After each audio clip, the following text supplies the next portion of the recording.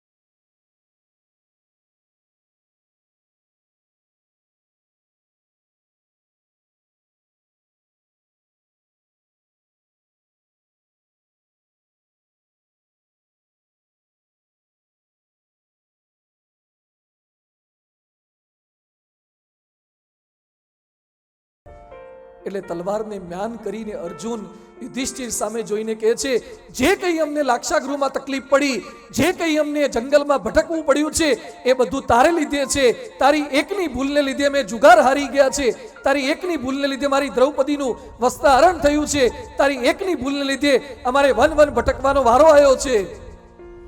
ઘોર અપમાન અર્જુને પોતાના ભાઈ યુધિષ્ઠિરનું કર્યું, એટલે સંતોષ થઈ ગયો વધ કર્યા તુલ્ય. હવે અર્જુન કૃષ્ણ ભગવાનને કહે છે, હવે મારે આત્મહત્યા કરી લેવી છે. પાછો નવો પ્રશ્ન. કૃષ્ણ કે તારે કેમ મરી જવું છે? હવે માંડ આમાંથી સોલ્યુશન કાઢ્યું. એ કે મારા પિતા તુલ્ય ભાઈ, એનું મેં આવું અપમાન કર્યું, હવે મને જીવવાનો કોઈ અધિકાર નથી, મારે મરી જવું છે. એ સમયે કૃષ્ણ ભગવાન કહે છે કે શાસ્ત્રોમાં લખ્યું છે કે પોતાની જાતે પોતાના વખાણ કરવાને એ આત્મહત્યા કરવા બરાબર છે. હવે તું તારા વખાણ ચાલુ કર. એટલે અર્જુન કહે છે કે મારા જેવો કોઈ શ્રેષ્ઠ યોદ્ધો નહીં, મારા જેવો કોઈ બાણવીર નહીં, મારા જેવો કોઈ મર્દ નહીં, મારા જેવો કોઈ પવિત્ર નહીં. અર્જુનને માંડ સાથ પાડ્યો.